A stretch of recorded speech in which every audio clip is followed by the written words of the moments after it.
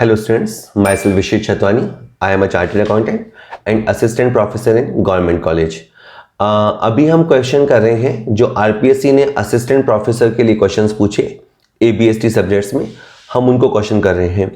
ये third paper है, third video है हमारा सेकंड पेपर का। इससे पहले फर्स्ट पेपर के वीडियो भी मैं बना चुका हूँ, आपने होप देखे होंगे। और आज 20 क्वेश्चंस अपन और कवर करेंगे। पर्पस क्या है कि अगर आप कॉलेज लेक्चरर असिस्टेंट प्रोफेसर के लिए एस्पिरेंट हैं तो आपको लेवल पता लगे कि किस तरह के क्वेश्चन पूछे जाते हैं, किस डेप्थ के क्वेश्चन पूछे जाते हैं, what should be the approach, यही पर्पस है। चलिए सर क्वेश्चन देखते हैं। 41th क्वेश्चन आया था, principle of correlation prove to be very useful why? Comparative study of two or more than two variable events to examine and discuss for the mutual relation between them, to predict or forecast all of the above. ये कहता है कि जो correlation principal है, हम जो correlation study करते हैं वो बहुत यूजफुल है। क्यों? तो देखिए कोरिलेशन में होता क्या है कि दो इवेंट होते हैं। फॉर एग्जांपल एक तरफ है बरसात और एक तरफ है फसल, दैट इज एक तरफ है रेनफॉल और एक तरफ है ईल्ड। तो हम इन दोनों को स्टडी करते हैं। क्या स्टडी करते हैं कि कितने रिलेटेड हैं आपस में, उनका रिलेशन का एक्सटेंट क्या है, उनके बीच में पॉजिटिव कोरिलेशन है या नेगेटिव कोरिलेशन है। दूसरा एग्जांपल हो सकता है जैसे प्राइस और डिमांड के बीच में, और ऐसे बहुत सारे दो इवेंट्स के बीच में आप कोरिलेशन स्टडी कर सकते हैं और उसके बेसिस पे एक बार रिलेशन को समझकर आप फ्यूचर के लिए प्रिडिक्ट भी कर सकते हैं। तो ए बी सी आप तीनों सही पाएंगे, इसलिए इसका answer all of the above होना चाहिए। ठीक है, होना चाहिए मैं इसलिए बोल रहा हूँ क्योंकि जब मैंने ये वीडियो बनाया है तो तब तक आप आरपीएससी की ऑफिशियल आंसर की नहीं आई है। तो अगर कोई चेंज आता है तो फ्यूचर में आपको एक लेबल लगा हुआ मिल जाएगा, अदरवाइज यही आंसर आप सही मानिएगा। ठीक है, चलिए सेकंड है, development of the principle of correlation in the present form the credit goes to renowned biologist Sir Francis Galton, Carl Pearson, above 1 and 2 both, French astronomer Bravais। ठीक है सर, ये क्वेश्चन कहता है कि ये जो प्रिंसिपल ऑफ कोरिलेशन है उसका जो डेवलपमेंट हुआ है प्रेजेंट फॉर्म में, अगर आप थोड़ा सा हिंदी कट गया है, पर जो सहसंबंध है उसको विकसित करने, दैट इज डेवलप करने, और उसे अभी जो प्रेजेंट फॉर्म में हमें दिख रहा है उसका क्रेडिट किसको जाता है? तो आई थिंक सर इसका आंसर कार्ल पियर्सन है। वैसे टाइट कॉल था, 1 and 2 भी कहने वाले कह सकते हैं कि दोनों को क्रेडिट जाता है। तो सर मैंने नेट पे एक लाइन देखी, मैं वो लाइन नीचे लिखी हुई है, पढ़ देता हूँ। Although the theory behind the coefficient was developed by Galton 1885, who published the first bivariate scatter plot, Pearson 1895 developed the mathematical formula that is still most commonly used today। अब आप इसमें देखिए क्या लिखा है कि हालांकि जो कॉफिशिएंट है उसको रियल में डेवलप किया था फ्रांसिस गाल्टन ने 1885 में, जब उन्होंने स्कैटर प्लॉट दिया था। लेकिन आज जो मौजूदा हालत में हम कोरिलेशन को देखते हैं या उसके जो फॉर्मूलेज हैं वो डेवलप करने का श्रेय कार्ल पियर्सन को जाता है। तो इसमें भी क्वेश्चन की लैंग्वेज समथिंग यही थी कि development of the principle of correlation in the present form. तो केवल अगर प्रेजेंट फॉर्म ना होता तो शायद 1 and 2 बोथ आ जाता कि भाई दोनों को क्रेडिट जाता है, एक ने शुरुआत की, दोनों ने उसे, दूसरे ने उसको डेवलप किया। लेकिन क्वेश्चन की लैंग्वेज ये है कि प्रेजेंट फॉर्म का क्रेडिट किसको जाता है, तो I will go with Karl Pearson. ठीक है सर, अभी और क्वेश्चन करेंगे। चलिए sir, a detailed study about the size, composition and growth of human population for any country may be by following method। देखिए जब अपन पॉपुलेशन के बारे में स्टडी करते हैं, देखिए क्या वर्ड है, जब हम पॉपुलेशन की साइज, कितनी पॉपुलेशन है, composition, male female, age wise, and growth of human population की स्टडी करते हैं, तो वो बेसिकली डेमोग्राफिक स्टडी कहलाती है ना, जनसांख्यिकी डेमोग्राफिक स्टडी कहलाती है। अब ये कहना है कि मेथड क्या होगा? पॉपुलेशन सेंसस, यस, जनगणना तो होती है जनरली इंडिया में 10 साल में होती है। रजिस्ट्रेशन ऑफ वाइटल स्टैटिस्टिक्स, इससे भी आपको डेमोग्राफिक एनालिसिस करने में मदद मिलेगी। वाइटल स्टैटिस्टिक वही बर्थ होना, डेथ होना, माइग्रेशन होना, उसके आंकड़ों का अगर रजिस्ट्रेशन हो रखा होगा तो उससे भी आपको डेफिनेटली स्टडी में मदद मिलेगा। एड हॉक डेमोग्राफिक सर्वेज और सैंपल सर्वेज करवा के भी आपको मदद मिलेगा। पहले मुझे लग रहा था कि इसका आंसर एक होना चाहिए, लाइक कि केवल पॉपुलेशन सेंसस से ही आपका ये सारा हो जाएगा सॉल्व, पर ये दोनों भी मेथड होने चाहिए। तो ऑल ऑफ द अबव के साथ मैं जाऊंगा। नीचे आपको एक 5 मेथड मिलेंगे। वैसे इन तरीकों से आप डेमोग्राफिक स्टडी कर सकते हैं, और डेमोग्राफिक स्टडी का मतलब वही है जो क्वेश्चन में लिखा है, डिटेल स्टडी अबाउट डिजीजेस। क्या है डेमोग्राफिक एनालिसिस में? इसमें कवर होता है सेंसस, दैट इज जनगणना, सैंपल सर्वेज जो आप सर्वेज कंडक्ट करवाते हैं, registration of birth, death, marriages and divorces, इसके अलावा population registers and administrative records. ये सबसे आपका डेमोग्राफिक एनालिसिस हो पाता है, और आप पॉपुलेशन के बारे में उनकी ग्रोथ, कंपोजिशन और उनकी जो कहें ग्रोथ रेट है, उन सबको आप समझ पाते हैं। तो I will go with 4 all of the above. These all are the methods. Yes. Next question is vital statistics cover motion picture of changes in population during a particular period. ठीक है, ये जो आपके जीवन समंक होते हैं, जीवन समंक वाइटल स्टैटिस्टिक, वो एक तरह से आपको एक मोशन पिक्चर दिखाते हैं। जैसे पिक्चर क्या होती है कि स्टार्ट से लेके एंड तक आपको 2-2.5 घंटे का परिदृश्य दिखाई देता है। तो इसमें आपको जैसे 10-10 साल में जनगणना होती है, तो आपको दिखाई देता है कि पॉपुलेशन कहाँ से शुरू हुई और अभी क्या है। It presents record of vital events, इसमें बिल्कुल वाइटल इवेंट्स जितने भी मेन इवेंट्स हुए हैं वो सब रिकॉर्ड होंगे। Fertility, deaths and reproductions are analysis, क्या जन्म दर रही, क्या मृत्यु दर रही, क्या पुनरुत्पादकता रही, इन सब की स्टडी होती है। देखिए वाइटल स्टैटिस्टिक का पूरा संबंध जीवन से है, तो जो आपको जीव दिख रहे हैं या नहीं दिख रहे हैं उनकी स्टडी वाइटल स्टैटिस्टिक में होती है, और ये तीनों चीज़ें कवर होती हैं। इसमें आपको मोशन पिक्चर दिखाई दी जाएगी कि पॉपुलेशन में चेंज कैसे आया, वाइटल इवेंट्स आपको पता चलेंगे, और जो क्रूशियल रेट्स हैं, birth rate, death rate, reproduction rate, migration rate, divorce rate, marriages rate, ये सब आपको पता लगेंगी। ठीक है सर, चलिए इसका आंसर देख लेते हैं। ऑल ऑफ द अबव मेरे हिसाब से ठीक है, बाय बाय डिस्क्लेमर है, मेरे हिसाब से स्टैटिस्टिक, वाइटल स्टैटिस्टिक का मीनिंग बता रहा है statistic relating to the birth, deaths, marriages, health, migration, fatal deaths and diseases, ये सब वाइटल स्टैटिस्टिक में कवर होता है। वेल, अगला क्वेश्चन है notation used for positive and negative attributes are ABC, small ABC, alpha, beta, gamma, all of the above. Well, जब आप association of attribute study करते हो, ठीक है, एक टॉपिक होता है जिसमें आप ये देखते हो कि किसी व्यक्ति में दोनों गुण साथ पाए जाते हैं या नहीं पाए जाते, या एक पाया जाता है एक नहीं पाया जाता। जब आप एट्रीब्यूट्स की स्टडी करते हो, उनके एसोसिएट होने की स्टडी करते हो, तब कौन से नोटेशंस यूज होते हैं? तो सर जो कैपिटल ABC हैं वो यूज़ करते हैं हम किसी गुण के होने के लिए, जैसे ईमानदारी के लिए A यूज़ कर लिया, पढ़े लिखे होने के लिए B यूज़ कर लिया, और ऐसे किसी तीसरे गुण के लिए C यूज़ कर लिया। और ईमानदार न होने को अपन अल्फा से दिखा देंगे, या पढ़ा लिखा न होने को अपन बीटा से दिखा देंगे। तो जनरली वैसे फर्स्ट सही है, कैपिटल ABC, ये होते हैं पॉजिटिव के लिए, गुणों के लिए, और गुण न होने को अपन अल्फा, बीटा, गामा से दिखाते हैं। अब मुझे इसमें फर्स्ट एंड 3 बोथ ऐसा ऑप्शन नहीं दिख रहा, जबकि मुझे फर्स्ट लेना है और थर्ड लेना है। तो आप मेरी मजबूरी समझ रहे हैं कि मैं वहां पे all of the above pick करूंगा। हो सकता है कि किसी बुक में स्मॉल ABC से दिखाया जाता हो गुणों की अनुपस्थिति से। आप इसको भी समझिए कि जरूरी नहीं कि जो बुक आपने पढ़ी हो वो अपने आप में सर्वे सर्वा या सर्वगुण संपन्न हो सकता है उस बुक में कुछ एडिट करके या कम करके लिखा हुआ हो। तो जैसे मैंने बुक से पढ़ा था उसमें तो ABC, कैपिटल ABC होता है गुणों की उपस्थिति के लिए, और अल्फा, बीटा, गामा होता है गुणों की अनुपस्थिति के लिए। तो मुझे अब all of the above he option लेना पड़ेगा। ठीक है सर, ये आंसर है मेरे हिसाब से D।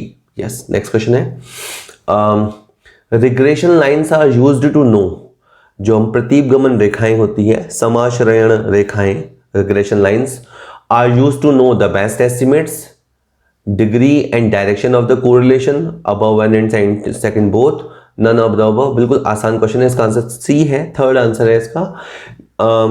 रिग्रेशन लाइन का दो जगह इस्तेमाल होता है।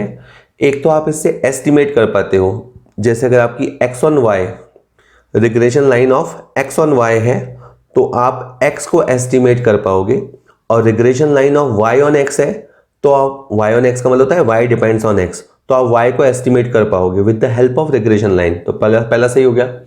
इसी तरह रिग्रेशन लाइन को थोड़ा सा सॉल्व करते हैं तो रिग्रेशन कॉफिशिएंट बन जाते हैं, और दोनों रिग्रेशन कॉफिशिएंट का जो ज्योमेट्रिक मीन होता है वो आपका कोरिलेशन कॉफिशिएंट होता है।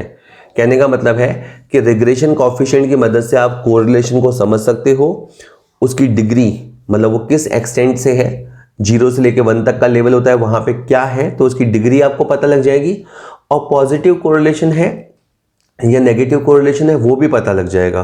तो बिल्कुल सही है, इसका आंसर सी आएगा, क्योंकि ये दोनों बातें सी में कवर होती है। ठीक है सर, चलिए अपन अब अगला क्वेश्चन देखिए। अगला क्वेश्चन है in multiple regression following matters are studied. Multiple linear regression is studied to estimate the best value of dependent variable on definite value of 2 और मोर इंडिपेंडेंट वेरिएबल्स। हम बात कर रहे हैं बहुगुणी प्रतिगमन की। देखिए पहले तो आप समझिए कि रिग्रेशन दो तरह का होता है। एक तो अपन सिंपल लीनियर रिग्रेशन पढ़ते हैं, उसमें हम केवल ये समझते हैं कि एक वेरिएबल का दूसरे पे क्या असर होगा, और जब हम मल्टीपल रिग्रेशन पढ़ते हैं तब वहाँ पे हम एक से ज़्यादा फैक्टर्स को स्टडी करते हैं। फॉर एग्जांपल अगर केवल हम ये स्टडी करें कि कितनी बरसात होगी तो कितनी फसल होगी, तो हमने क्या माना कि फसल को केवल एक फैक्टर प्रभावित करता है और वो है बरसात की मात्रा, तो ये फिर आपका लीनियर रिग्रेशन का क्वेश्चन हुआ। लेकिन अगर आप ये सोचते हो कि फसल डिपेंड करती है बरसात की मात्रा पे, हम खाद कौन सा डालते हैं, ठीक है, कौन से फर्टिलाइजर्स यूज करते हैं, उस पर भी डिपेंड करता है, तो यहाँ पे मल्टीपल फैक्टर वाला क्वेश्चन हो गया। तो मल्टीपल फैक्टर वाले क्वेश्चन को स्टडी करने के लिए हमें मल्टीपल रिग्रेशन पढ़ना पड़ता है। तो इसमें बिल्कुल फर्स्ट सही लिखा है, काफ़ी टेक्निकल है बट सही लिखा है कि मल्टीपल लीनियर रिग्रेशन में स्टडी किया जाता है कि एक डिपेंडेंट की क्या वैल्यू होगी जब 2 या 2 से ज़्यादा इंडिपेंडेंट वेरिएबल हों। डिपेंडेंट क्या है, फसल की मात्रा है डिपेंडेंट, इंडिपेंडेंट क्या है, बरसात की मात्रा, fertiliser, irrigation facilities, labour facilities, ये सब क्या है, इंडिपेंडेंट वेरिएबल्स है। फिर हम उनको स्टडी करते हैं। सेकंड है detailed shape of simple linear regression is called multiple linear regression. एक हद तक ये सही है कि लीनियर रिग्रेशन का ही जो एक्सटेंशन होता है वो मल्टीपल लीनियर रिग्रेशन की तरफ जाता है। I will go with C above 1 and 2 both. ठीक है सर, नीचे एक लाइन लिखी हुई मिलेगी आपको, multiple regression is a broader class of regression. ठीक है, ये कुछ अलग नहीं है, ये उसी का ब्रॉडर क्लास है दैट एनकम्पासेस मतलब शामिल करता है linear and non linear regression with the multiple explanatory variables. ठीक है सर, तो बहुत मैं नहीं समझा पाया, बट मल्टीपल रिग्रेशन वही होता है जहां एक से ज़्यादा फैक्टर्स को स्टडी किया जाता है और उसकी मदद से डिपेंडेंट वेरिएबल को एस्टिमेट किया जाता है।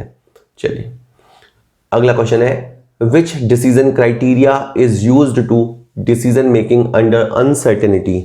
देखिए डिसीजन थ्योरी से क्वेश्चन लिया गया है। तब देखिए डिसीजन लेने के लिए जो माहौल होता है वो दो तरह का होता है। कई बार तो फैक्टर्स आपको पता होते हैं, माहौल में सर्टेनिटी होती है, ठीक है, और कई बार अनसर्टेनिटी होती है। जब भी कोई आप नया प्रोडक्ट लॉन्च करते हैं या कोई नई प्रोडक्शन प्रोसेस चलाते हैं तो आपको पता नहीं होता कि बाजार का रिएक्शन क्या होगा, बाजार में लोग आपको हाथों हाथ लेंगे नहीं लेंगे, क्या होगा, तो वो अनिश्चय की स्थिति होती है, अनसर्टेनिटी की स्थिति होती है। उसमें आप चाहो तो मैक्सीमैक्स क्राइटेरिया ले सकते हो।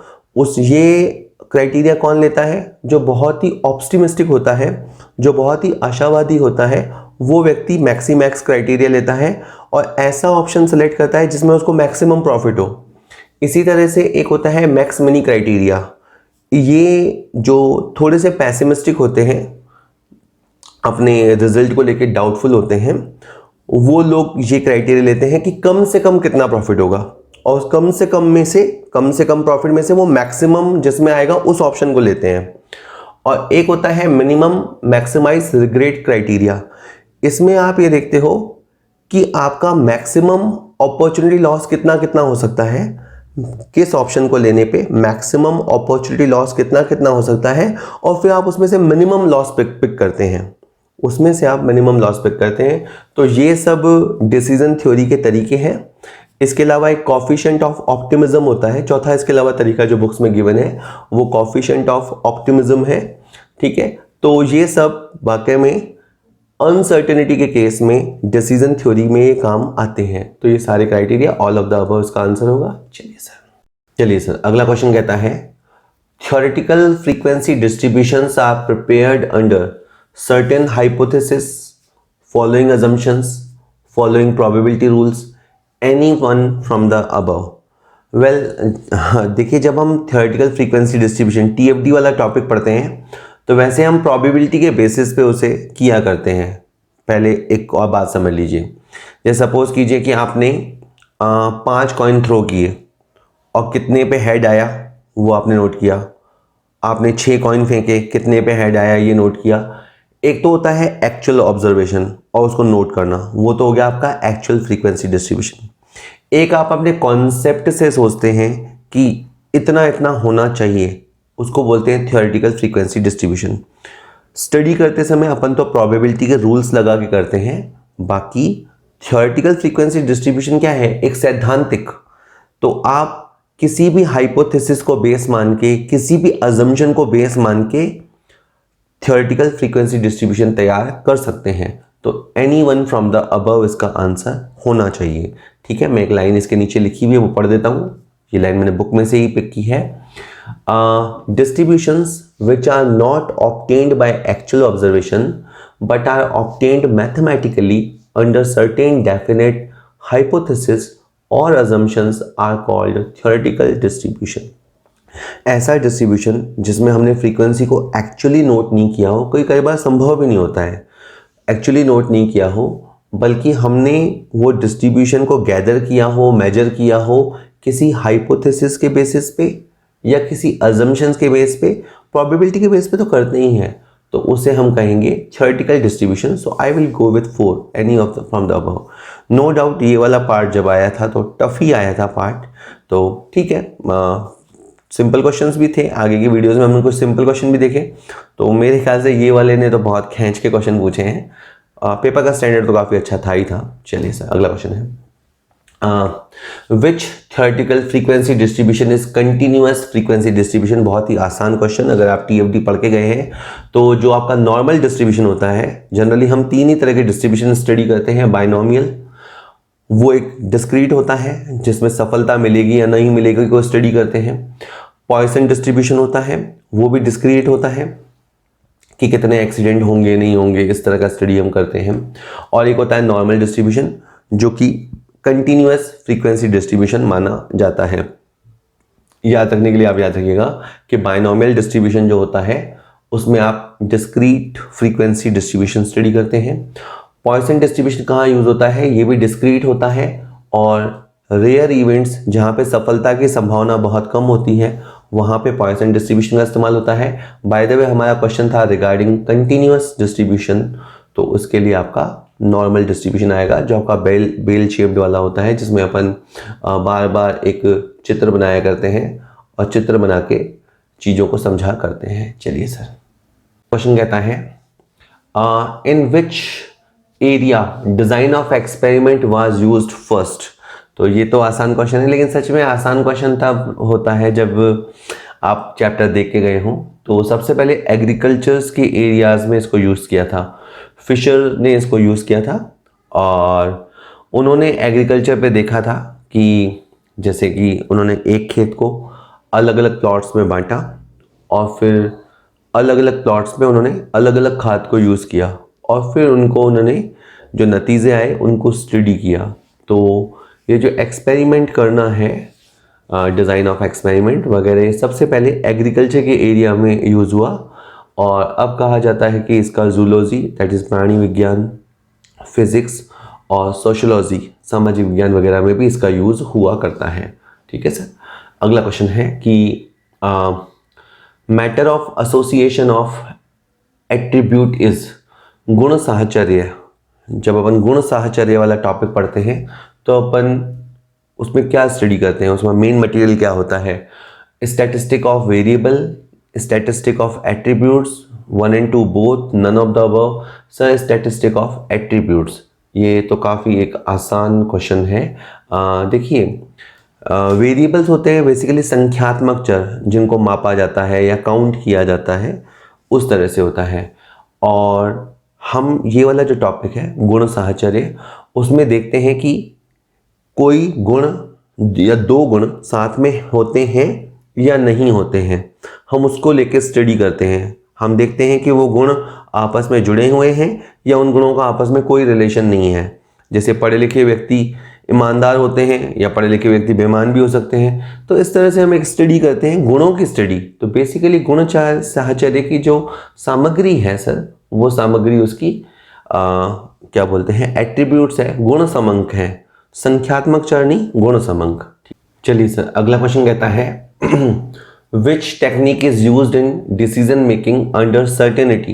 पहले क्वेश्चन आया था कि अनसर्टेनिटी के माहौल में आप कौन सी टेक्निक्स यूज करेंगे, और अब अगर सर्टेनिटी का माहौल है, निश्चितता है, कुछ चीजें आपको पता है, ठीक है, कुछ चीजों का आप आइडिया लगा सकते हैं, तो आप लीनियर प्रोग्रामिंग यूज कर सकते हैं, इनपुट आउटपुट एनालिसिस यूज कर सकते हैं, इन्वेंट्री मॉडल यूज कर सकते हैं, और सीवीपी एनालिसिस भी यूज कर सकते हैं। सर इसका answer all of the above आएगा। लीनियर प्रोग्रामिंग में हमें या तो प्रॉफिट मैक्सिमाइजेशन करना होता है या कॉस्ट मिनिमाइजेशन करना होता है, हमें कंस्ट्रेंट पता होते हैं, कंडीशंस पता होती हैं।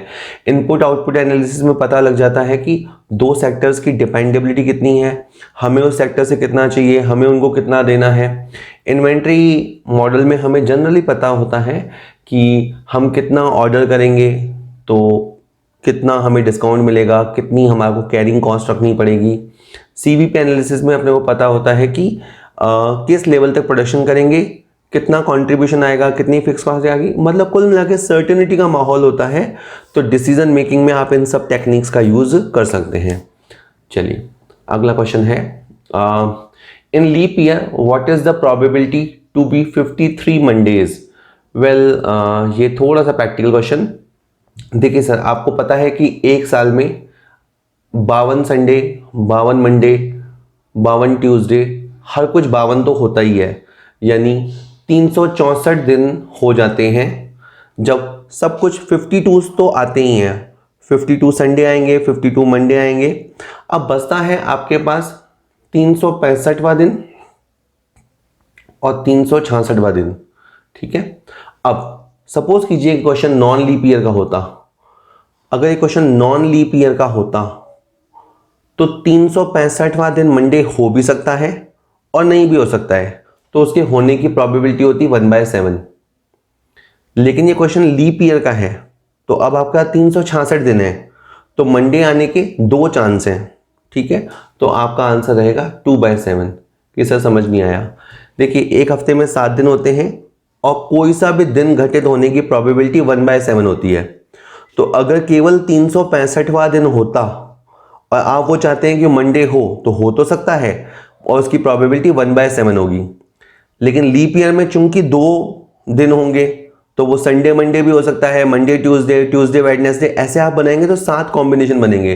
तो उसमें से 53वां मंडे हासिल करने की प्रोबेबिलिटी 2/7 होगी, ठीक है सर। तो इसका आंसर बी रहेगा, 2/7 इसका आंसर होगा। वेल अगला क्वेश्चन है what decisions are to be taken in the statistical quality control.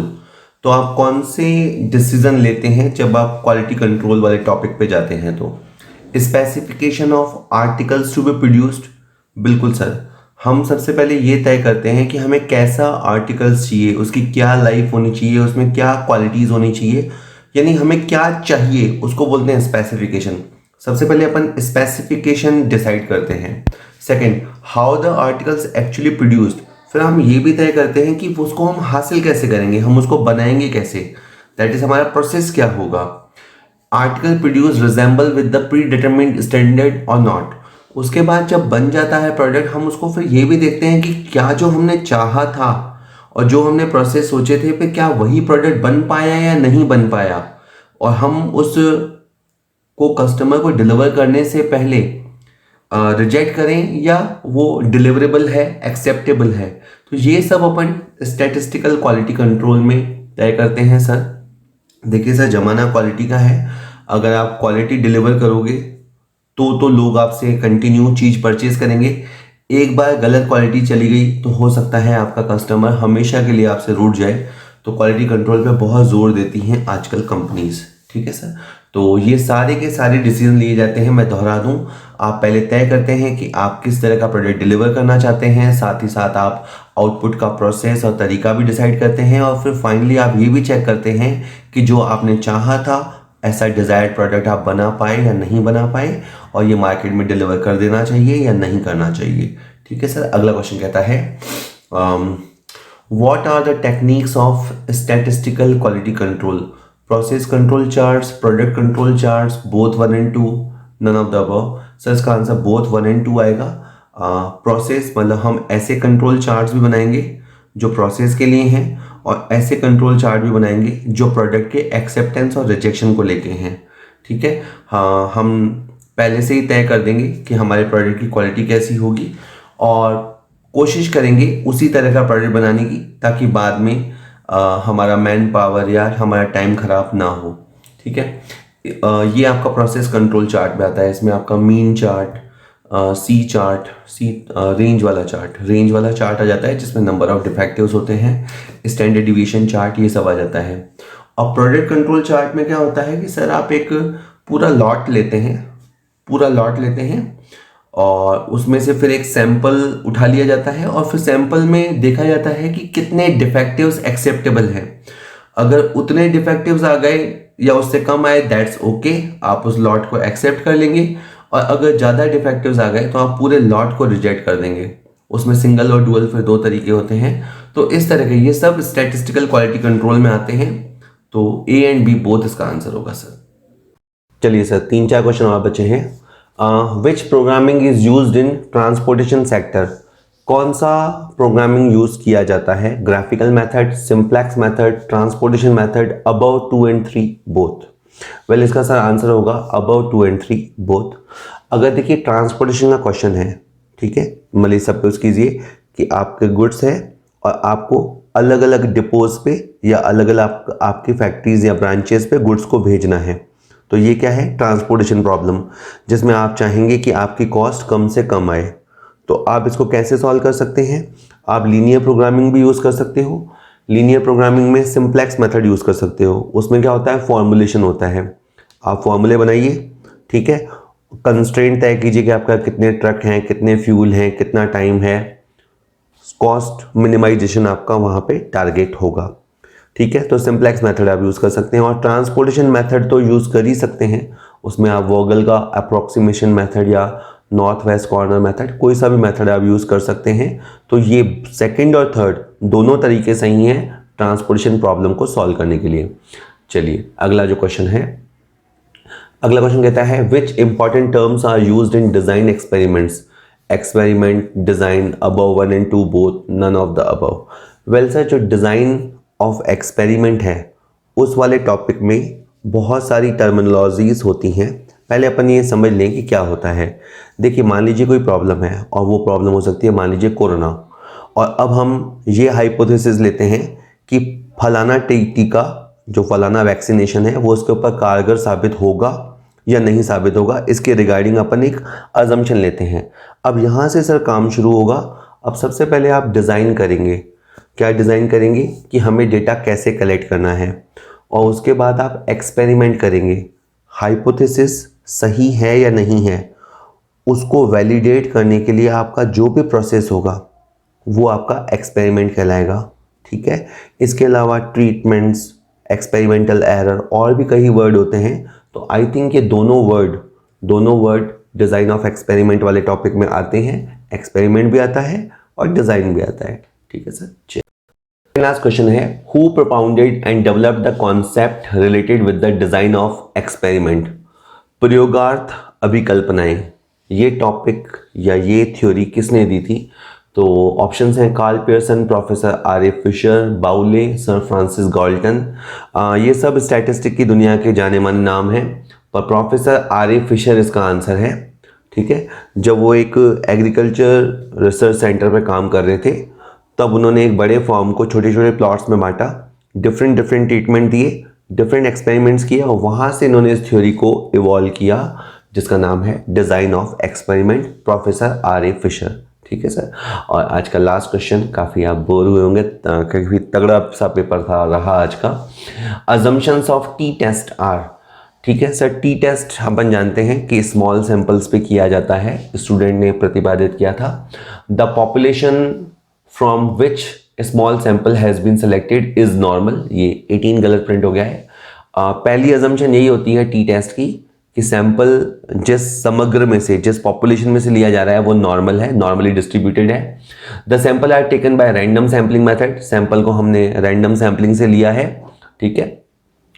और the standard deviation of population is unknown. ये सारी की सारी टी टेस्ट की अजम्पशन है। टी टेस्ट अलग अलग पर्पज से किया जाता है। कई बार हम ये जानना चाहते हैं कि हमारा जो मीन आया है, सैंपल का मीन, वो पॉपुलेशन मीन को रिप्रेजेंट करता है या नहीं।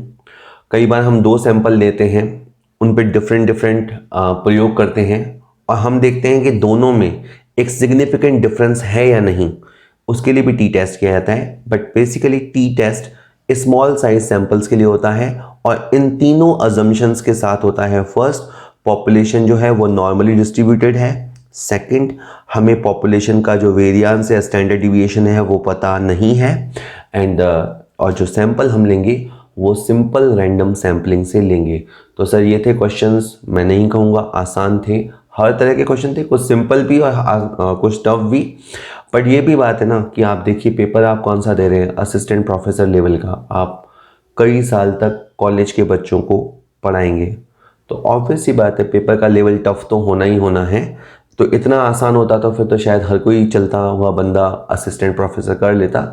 तो इसीलिए एक्सपेक्टेशन हाई है, रेम्यूनरेशन हाई है, तो मेहनत भी उसी लेवल की आपसे चाही गई है। तो जो एस्पिरेंट्स हैं आपने दिया है, आपको बेस्ट ऑफ लक है। और जो अब देने जा रहे हैं उनके लिए तो गुड विशेज़ हैं ही हैं। बट खाली मेरे गुड विशेज़ देने से या किसी के भी गुड विशेज़ देने से कुछ नहीं होता। आपकी मेहनत ही काम आती है। होप आप मेहनत करेंगे। वीडियो अगर ठीक लगा हो तो लाइक कर सकते हैं। किसी के साथ शेयर करना चाहें शेयर कीजिए। नॉलेज शेयर करेंगे, आपका फ़ायदा होगा। एंड ऑफ द डे मेरा फ़ायदा हो जाएगा, कहीं सब्सक्राइबर बढ़ जाएंगे मेरे। चलिए sir, thank you very much.